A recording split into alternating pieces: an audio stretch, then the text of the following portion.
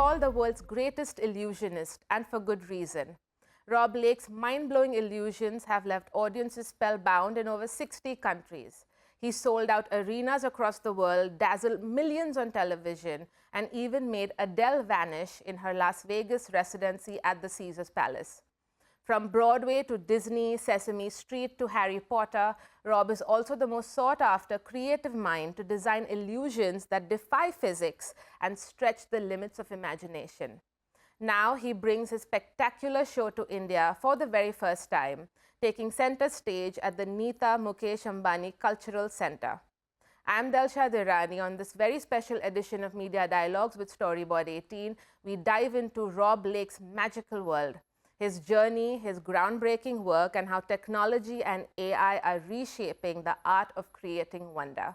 Hello and welcome to the studio, Rob. It's a pleasure to have you with us here today. Thanks for having me. I'm so excited to be in India and to be here. And your very first time in India. First time in India. I've been all around the world and I've always wanted to visit, and I finally made it. So let me just get into it then, Sure. Rob. Tell me, what are your expectations from your experience, your show in India, and from the audiences and the entertainment world here? Well, I realize a show like mine has not been here to Mumbai before. So we brought my favorite illusions, and I'm really excited to introduce this part of the world to what magic is to me. And is there something that you're particularly looking to do in terms of personalizing the show for the Indian audiences? Because you did mention that these are your personal favorite illusions. Right. Are you looking at making it contextual, perhaps, or personalized for India? A little bit yes, and a little bit no. Everything I do is created custom for my show. So the show I've had my success and my popularity all around the world is the highlights is what we've brought here. But I also know how unique and special it is to introduce this type of magic to this audience for the first time. So because of that, I'm putting a few special touches and a few special arrangements into the show just for this India audience. Without giving perhaps too much away, because I don't want to take away from the excitement and suspense of people experiencing it for the first time, but what can audiences in India expect from your show at NMACC? I mean, what should they look forward to?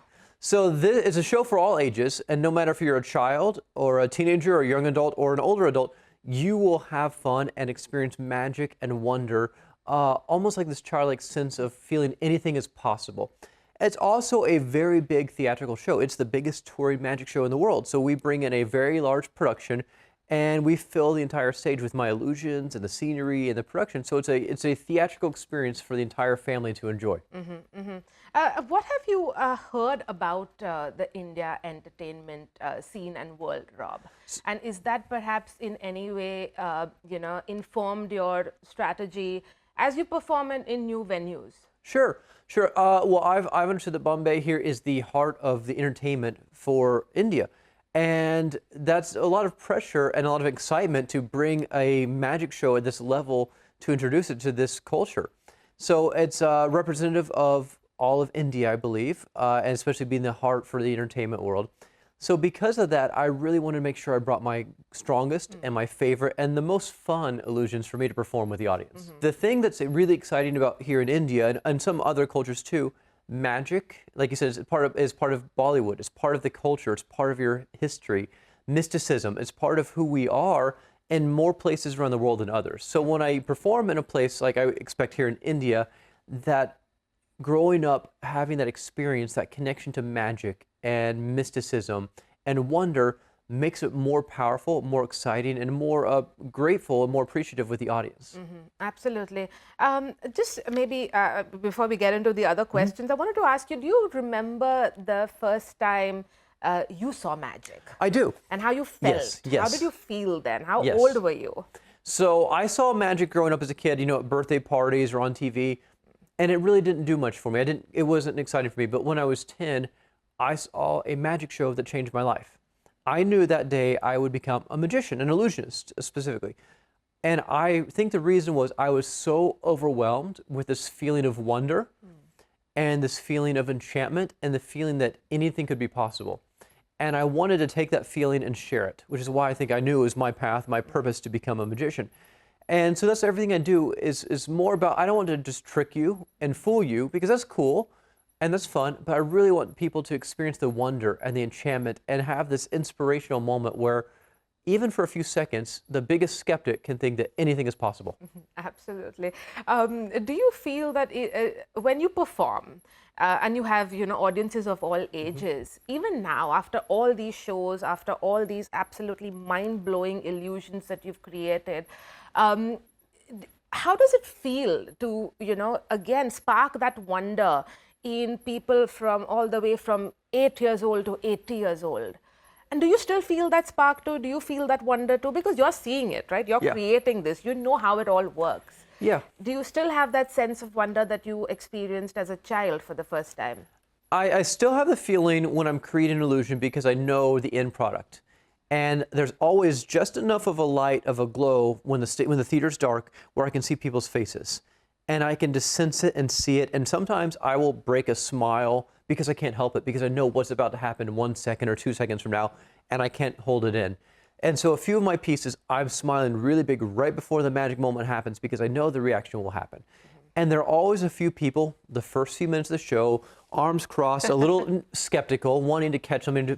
But a few minutes in, it's fun to see them give up, relax, and just surrender to experiencing the magic. What typically goes behind the scenes for you when you, hit a new venue? Give me a little bit of a, what's the scale of production is massive. So how many team members travel with you? What does it take? What's your pre-show routine? Do you have one? How do you prepare yourself for new venues? Sure. So even before we arrive to a new venue, it will take years and sometimes more than 10, 15 years to create an illusion. From initial idea to planning it, and we're creating things that have never been done before. So that's why it takes so long, because there's no blueprint or prototype. We have to create all that, which means these are large illusions. So we have to build a full-size version to test it, to try it, to check it. And then once we finally get it working right, we try as hard as we can to break it so that we know what's going to happen. If we're halfway around the world and it breaks, we've tried to find all the weak spots and remove them so the audience never experiences something going wrong in the show. So it's years and years of development, of research, of building, of trial, of lots and lots of error, lots and lots of rebuilding before we'll ever even see an audience. And then it's lots of rehearsal. It's practicing, it's workshopping, it's trial, it's error. Then we try to think if everything could go wrong. And then we bring in a lighting team and a costume team and the music and the staging. So it's years and years of development before an audience. What are some of the common misconceptions about Illusionists, Rob? Sure. And particularly if something is frustrating to you as an artist, what bugs you perhaps about what people think, misconceptions about who an illusionist is? Sure, that's a fun question, because so magic is the bigger umbrella category, and then illusion is my specialty. So it'd be like doctor or surgeon is a specialty. So illusion is the big, large, grand scale of magic. So things on stage, in theaters, in arenas, that would be an illusion. Whereas if sleight of hand would be close-up magic. So for me, I've always loved the illusion side because it's the stage side, and that's where my passion and my inspiration comes from. The biggest misconception, I don't get frustrated with it because it means that the performances are working, is a lot of people think magic is real. When I do events like this, I'll say, oh great, can you make my car up here in studio? They don't realize there's 10, 15, 20 years or more of development to work it. So the fact that people think magic is so effortless, that means the magic is working. But I think the misconception is that it's snap my fingers and it happens right now on the spot like a real wizard. What's the longest development period that you've had for an illusion? So some of the illusions I'm performing now started as ideas when I had as a kid, and I would draw them out in my notebooks and my ideas, and it took me most of my life to even figure out how I could accomplish them, but I wasn't able to afford them or really figure them out later. But I recently found a box of my old notebooks when I was 11 or 12 years old, and a lot of the things I'm doing now originated from sketches back there. I think I'd just been dreaming of them so long and developing them so long, they took my whole life to get there. And some of the pieces really took that long, and started as an idea as a kid. What if I did this? And I remember some of my mentors and colleagues when I was a kid would say, oh, that's not possible, you'll never do it. But I never gave up. I'm very persistent. Wow, that's amazing. What did your family say when you said that you want to do this as a profession, as a career, and see where it goes? So I drove everyone crazy with card tricks and close-up tricks. I was performing all the time. Every day I would go to Family school. dinners, Family, everything. teachers, friends, neighbors. I would go to school with my pockets every day filled with magic and just always doing it. So I think it was they were very tolerant and you know, and hoping I would grow out of it probably. And but you know, I never did. You know, like I said, I'm very persistent. So I kept trying more and more and doing more shows. I think there was a lot of worry when I was 20 years old and I left college to do this full time, and a lot of concern. But a few years later, they came around when they saw me on billboards and saw I was, you know, traveling the world and doing this full time. So they've always been supportive, even if sometimes that supportive nature came with a lot of concern. You have this massive portfolio of performances all over the world. What are some of your favorites, Rob? And I'll also ask you, what are some of the audience favorites? But first, give me your favorites and why. You know, that's a challenge because I work so hard on developing these things. It's like asking a parent, do you have a favorite child? And of course they would say no, even though they probably do. So for me, the most fun ones to perform, I enjoy are, I think it's to do with the motorbike, which is always a blast and really excited to perform. And one I have a lot of fun performing is where I'm locked up in a tower and I escape and exchange places with my assistant in less than 1 second. And that's really fun to do.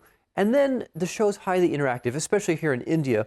I will be bringing a lot of people on stage to be part of the magic. I will be taking a lot of magic into the audience, separating that wall and removing all the skepticism and really making it feel like a real magic experience. And that's unique because I never know what's going to happen. How is it different from perhaps the work that you do on other shows? Whether it is films or, you know, we were talking about the Adele show. Sure. I mean, is that very different? But you're not on stage there, right? You're the creative mind behind it.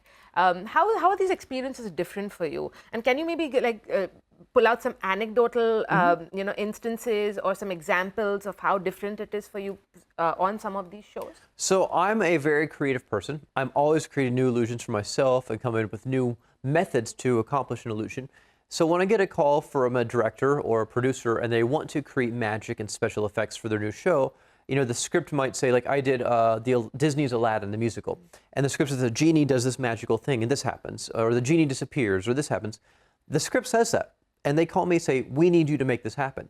So for me, when it's my own show, I control everything. It's my show, my set, my light design, my production, my world that we build the illusions around. So if I want something to change to accommodate an illusion, we can redesign the whole set to do that.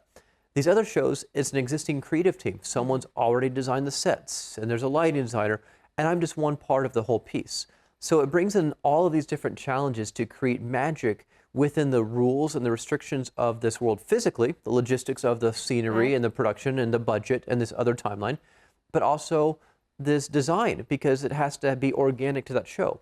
When I did it, whether it was Aladdin or when I got to do Sesame Street Live with Elmo and Big Bird and the characters, the magic had to be things that they could do in their world that felt like it was organic and natural to them.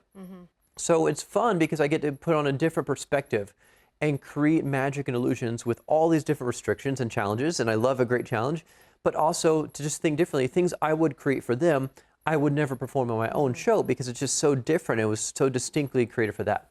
So when it was time for Adele to create illusions and effects for her, they had to be built around her personality and her show in the world, because we weren't going to say, ta-da, I'm bringing out a big cheesy Las Vegas box and glitter, and you know, that was not natural and that would not have been effective or a good show. It had to be very specific and special and organic to that moment in time.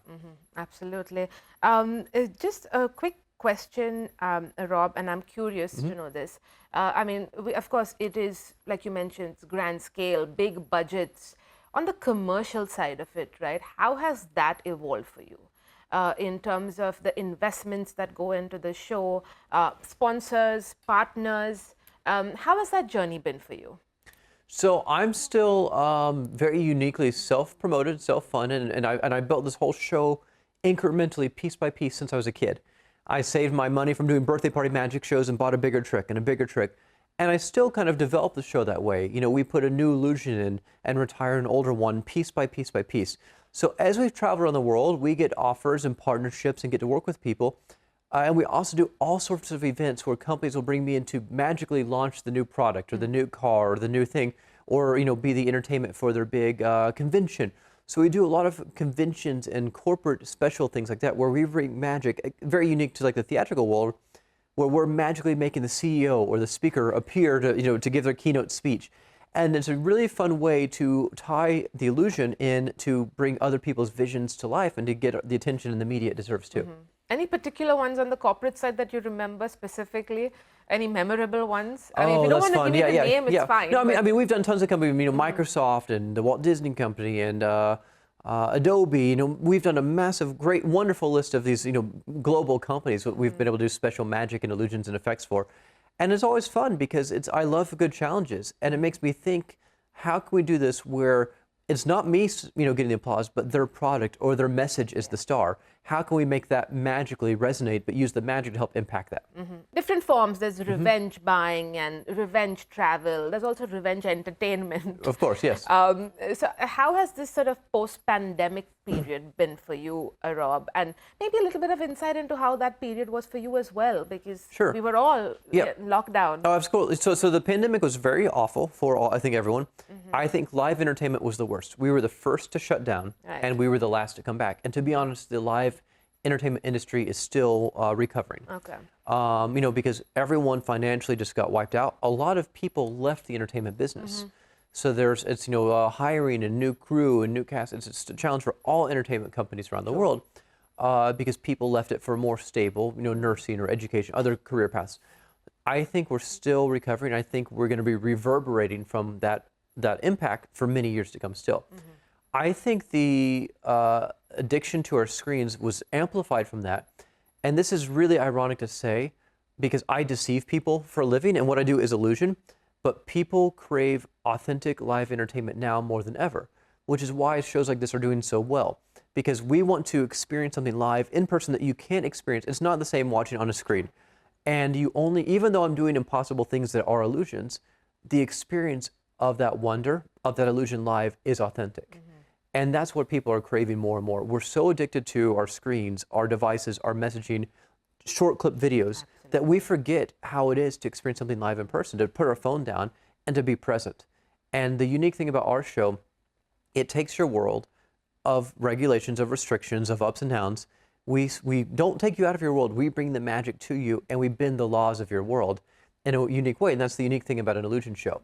So more than ever, there's this need and a starvation for live, communal, connective experiences that you only get in a live theater together, because that's why it's live. Anything can happen. Right. You have live, you have TV, you have everything, right?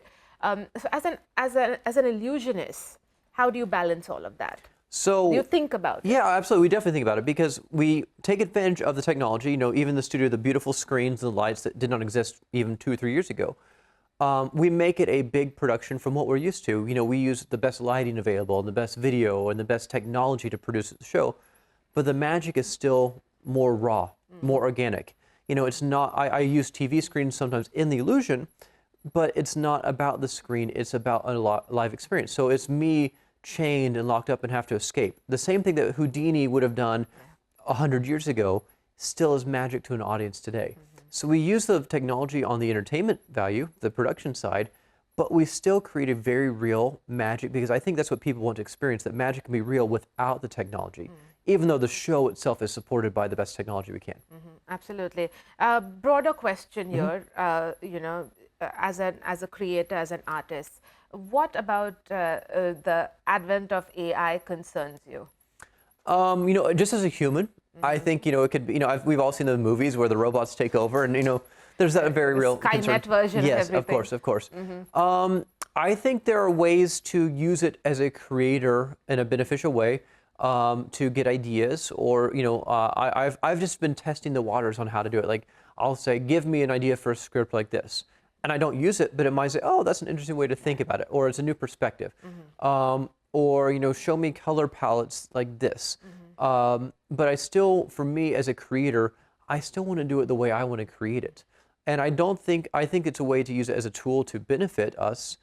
I don't think it's ever going to replace live entertainment fully. Because again, like we said, people crave live experiences, just like they go to the cricket stadium live, and that will always be the same. Even though you can watch it on your phone or your devices or the highlights on TikTok, it's not the same as seeing it live and real. And those live real experiences, I think, are going to become more important and more cherished the more AI, the more technology takes over. Just your parting thoughts with folks out there, skeptics as you call them. What would your message be to them? I would say, please come see the show. You will have fun. You will believe in magic. You will experience this inspiration and this wonder, which is the same feeling I felt as a kid, which is the same reason people keep coming back to magic shows for centuries and centuries, the same reason we cling to our myths and our stories and our magical histories, is because we all want to believe that anything is possible. And that's what it's all about. It is gorgeous, it is stunning, and I'm honored to be performing here, one of the first shows to come here. And it's this venue is known all around the world for being one of the most beautiful and one of the most exciting venues in the entire world. So it's a cherished treasure you have it here in your city. Absolutely. Thank you so much. But before I let you go, Rob, and I Yes. know you have a tight schedule, I'm hoping that you will give us a little bit of a peek into, maybe not your show, but just, your world. Yeah, of course, With of course. an illusion perhaps Yes. here in the studio, which I don't think we've ever done. We've Wonderful, never had I'd an love to. illusion in the studio. So on the stage we do, like I said, the really big grand scale magic and illusions. We could not bring all of our trucks and set up the show in here, but I brought a small thing I could do just with you here. And we'll do it a little bit differently so everyone at home can follow along. And see, I'm going to take one card out. This will be my prediction here. And we'll just leave this here in the middle of the table for a moment. We'll get back to it.